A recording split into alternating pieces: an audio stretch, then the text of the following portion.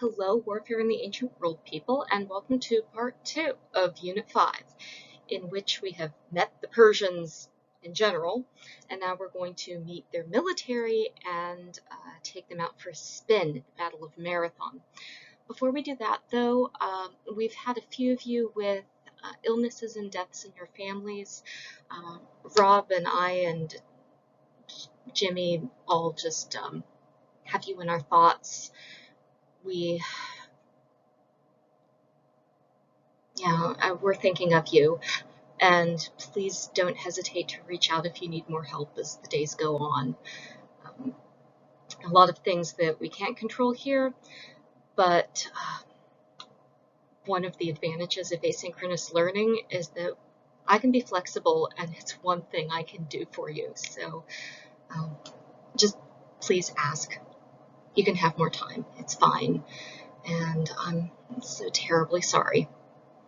Okay, so on to Herodotus of Halicarnassus. This is our next primary source author. So we'll be leaving Sage for a minute and spending some time with this fellow for the next 2 units.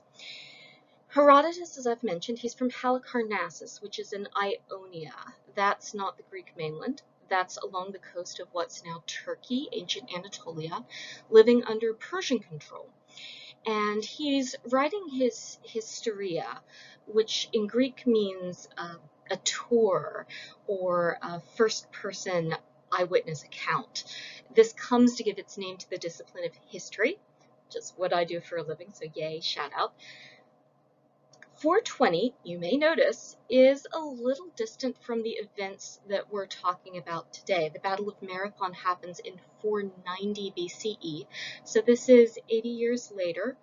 He was alive during a time when he could interview eyewitnesses from the battles, and he does seem to have done quite a bit of this. And as an Ionian Greek, he has access to communities on both sides of the war. Both the Persian forces included Greek speakers, as did the Athenian and Spartan resistance and their allies. Because of this, he's a really great source to go to. But he's just one source, and one source writing with a specific point of view. More about who he is and what that point of view is moving on ahead. In fact, that's what we're going to do. So here's a bust that's supposed to be of him. We have no idea if he actually looks like this, but here it is. The paint's also missing. For those of you who didn't know, statues were painted in the ancient world, so this would have had skin tone and hair color and all that added in. So what we're looking at now isn't it's a pale shadow of what this art would have looked like back in the day. Okay, so on to who is Herodotus.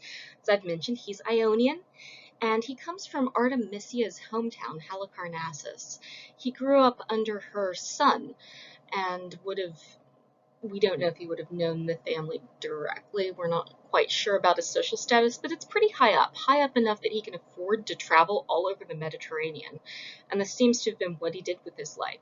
He was a semi-professional tourist, but also a public speaker. So he'd travel into your hometown and he'd give a dramatic reading of what later becomes his histories, his great work that we now have in written form. So what you're reading is an English translation of the Greek original of the written down version of his stand-up history lectures. And some of that shows in the style, right? He includes a lot of information that's chatty, that's local gossip.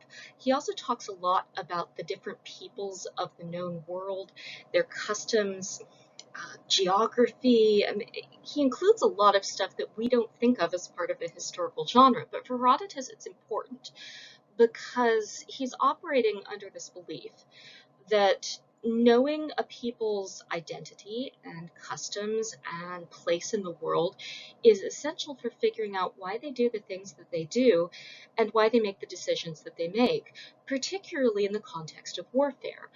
Why do people go to war? And why do they make the decisions that they do when they go to war with each other? Herodotus would maintain that this has a lot to do with people's belief systems, their frame of reference, their ideas about what a government is, and miscommunications that are based on these cultural differences drive and perpetuate conflict. And one of the big ones, kind of a line he draws, is this line that we still have on our maps. Yeah, we think of Europe and Asia often, we Americans, as two different continents. But if you look at a map, you can immediately tell, like, no, Europe and Asia are a single landmass. What the heck's up with that? We'll get into what the heck is up with that on the next slide. But there are reasons that have everything to do with travel technology of the 5th century BCE, and also the early history of mapping. So let's see, anything else you need to know about Herodotus? He seems to have been, and I think this is a decent reading of him, a bit of a partisan of Athens and Sparta in this conflict, right? He believes that it was justified and right of Greeks to resist the Persian advance into Greek territory, and I'm not arguing with that. I'm just kind of giving you a frame of reference here. He does so, however, not necessarily by demonizing Persia. And this is important to point out, because if you haven't read a lot of Herodotus, you might not know this by the way that Herodotus is portrayed in modern media. Herodotus doesn't think the Persians are unusually evil or wrong-headed in their way of doing things. He does have criticism for them, though, and it's problematic criticism, so we should fault him for what he actually does say, which is that a people's success in military things, strategy and resistance, is determined by the circumstances that shape those people. And this starts with geography. This is an idea that we now call geographical determinism. This is the idea that your starting place shapes your ability to succeed in military situations. And this is an idea that you may not have heard called out by name, but you're probably very familiar with. This is an idea that underlines a lot of European exceptionalism in some super problematic ways. Let's see, how much do I want to get into this?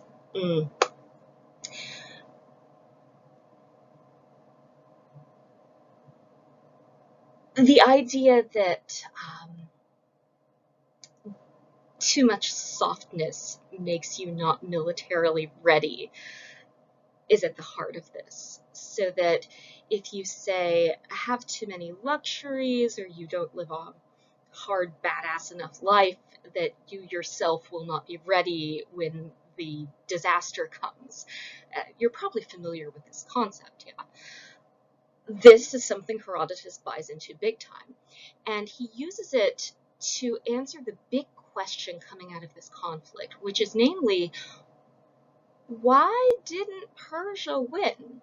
Because Persia had a lot going for it. Up to this point, Persia had very successfully rolled into large portions of the ancient Near East and North Africa, taken it over, and maintained that hold through a combination of political cleverness and military supremacy. So this is an outstanding question Herodotus has in his mind is, okay, so like, what is it that makes them not include Greece and the mainland as their new satrapy? And he comes to the conclusion that this has to do with the insidious nature of luxury, that Persia's initial success came from their rugged heartland, that the Iranian heartland, to Herodotus' thinking, required the Persians to be extra tough. It meant that particularly their cavalry, had to be extra good, and that their initial success was due to this toughness. But, and here's where the rub comes in, when you get an empire, your life as rulers of that empire improves. you have more food. You have access to all this nice luxury trade goods stuff. You have these nice roads through your nice new empire that you can travel through. And you have access to all these new fancy ideas that make you invest time into stuff that isn't military trading. And then Herodotus maintains to the contrary in the Greek mainland, because they don't have all this nice stuff. The land is super rugged, and there isn't this big imperial network that you can pull on when your crop harvests run low, that, okay, yeah, this isn't necessarily great for you because you have to struggle to survive, and people don't like struggling to survive. But because people on the Greek mainland were struggling a lot more than were Persians of the same time period, they were extra tough. Part of what he does to build up with this idea is that he gives us this notion of Spartan society as being extra toughness promoting, because it deprives people of any possible comforts that may contribute to the weakification of them. Now guys, let's fact check this with some basic science, okay? Nutrition is necessary to your health, and if you are not healthy, you are going to really suck at things like stamina and eyesight and strength and all of the things that you need to be successful in a battle, right? So this logic does not stand up to just a basic fact check test. Even though it sounds really compelling, right? We still kind of buy into this concept, but you should resist, you should resist. Part of why Herodotus is telling us, though, is not to argue that Greeks are inherently superior. This is something that has come into the later tradition of modern people reacting to Herodotus and then repeating the ideas and kind of distilling them down. Herodotus is not saying, hey, Greeks, you're inherently superior. He ends his history, in fact, with scenes of these heroes of the Third Persian invasion noticing, hey, the Persians left some nice stuff after this battle. And what ends up happening, in fact, to a lot of these heroes, and we know this from independent historical records, so we can verify this, a lot of them end up rage quitting mainland Greece, moving to Persia, and then being hired by the kings of Persia to work as satraps. More about that later. So Herodotus in 420 BCE is thinking, okay, the real danger of Persia is not that it's going to conquer you. The real danger of Persia is that it's going to get you hooked on nice stuff. It's going to get you hooked on knowledge and luxury goods and fancy things and travel. And it's going to make you into a less badass version of yourself. Because, and this is the irony, is that success dilutes badassery somehow.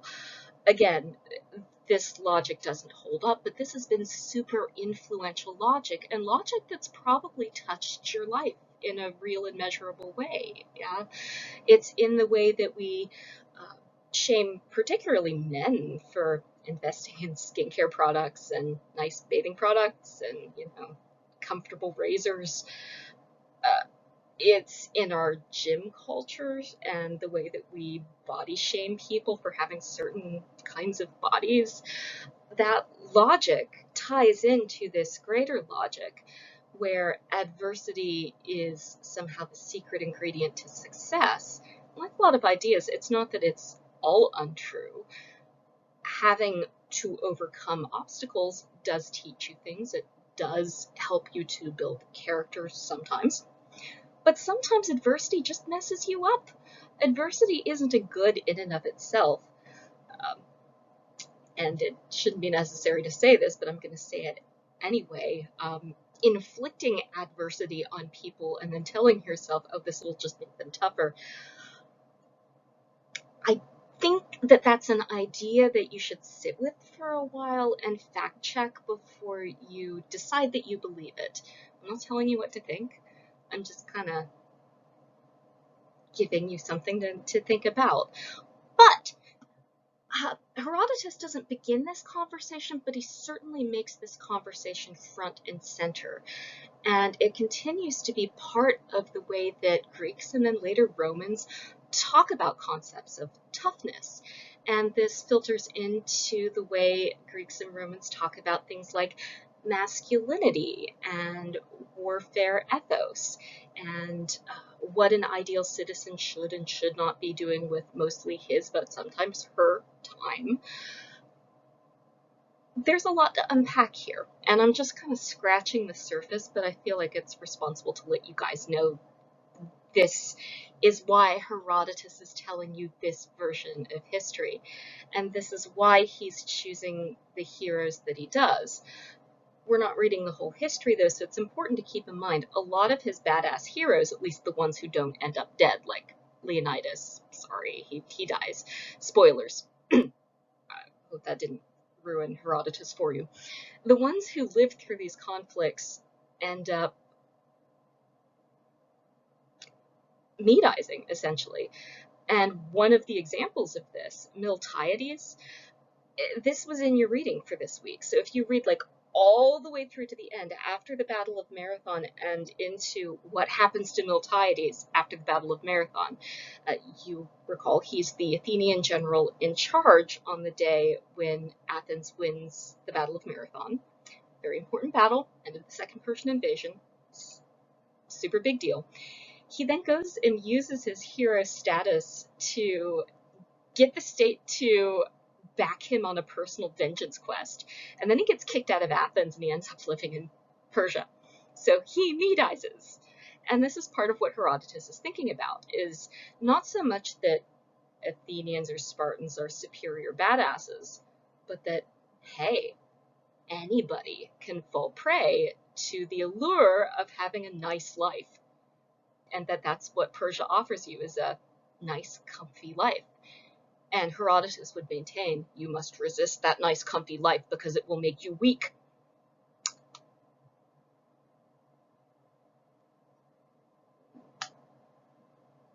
I'm just going to leave that idea here. Do with it what you will. At any rate, Herodotus made apparently enough money to finance a lot of travel off of this way of looking at the world, so it certainly made sense to some people, mostly Athenians. Okay, as promised, here is the world according to Herodotus, and we can make this level of detailed map from Herodotus because he gives us so much information about what people knew of the world in the mid-5th century BCE. Now, this is based on the work of Herodotus of Miletus. Miletus is another one of these Greek colony states on the Ionian coast. And you'll notice that Europe and Asia are still one landmass. Yes, I switched my blue pen here, so this says Asia, this says Europa in super hard to read letters. So even by this point, they'd realized that Europe and Asia are the same landmass. Not only that, but the Arabian Peninsula is super extra connected to Asia. But they did realize that the Red Sea is this dividing point between Africa and Asia. So Africa, by the way, Herodotus calls Libya. Africa comes in later as a toponym, as a name for a place. Okay, so back to our map here.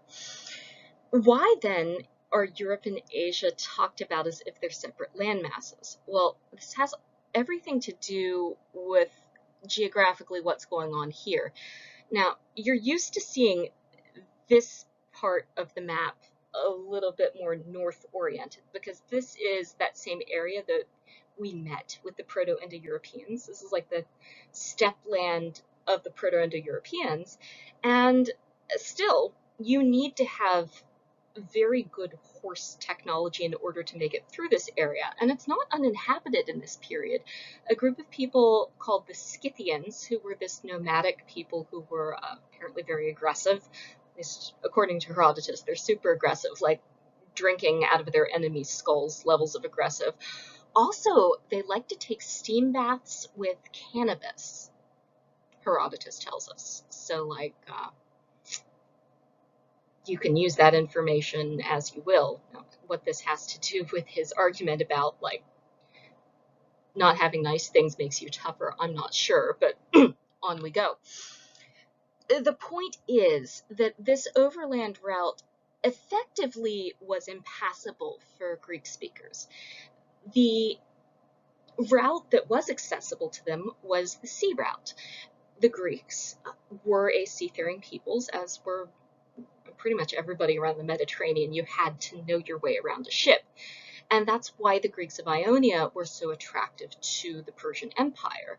They contributed their navy, and that's going to be important in the Third Persian invasion, because a large part of the navy is going to be from Ionia, which means Greeks are fighting for the Persians.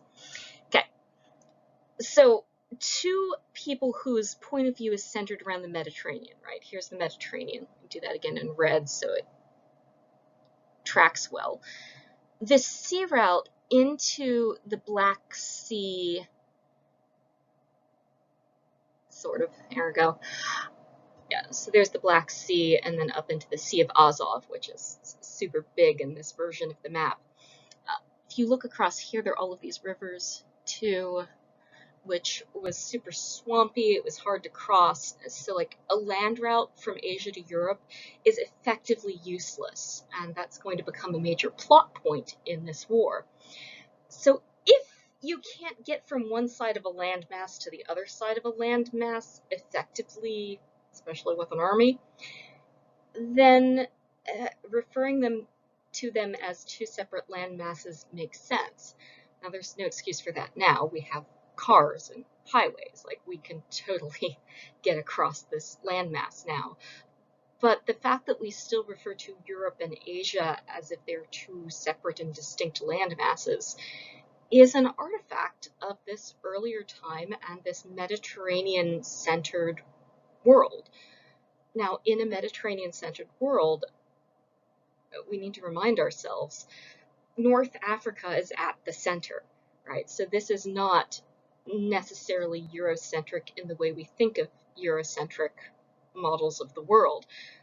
Lots of Europe is up here, yes. So Britain, Spain, modern-day France, modern-day Germany, all of these are, to a Mediterranean-centered focus, a hinterland. And even at this point, like, Italy is considered kind of a backwater compared to the Eastern Mediterranean. As we go into the Roman Empire, the center of gravity shifts a little bit over to Italy, but we still maintain this sea focus. And indeed, North Africa is, at least for the Roman Empire, the most stable heartland of the Roman Empire for years and years and years. And also for the Persian Empire, right? As soon as they have Egypt and areas surrounding into portions of what's today Libya, ancient Libya, which is even, like, that's the whole continent for them.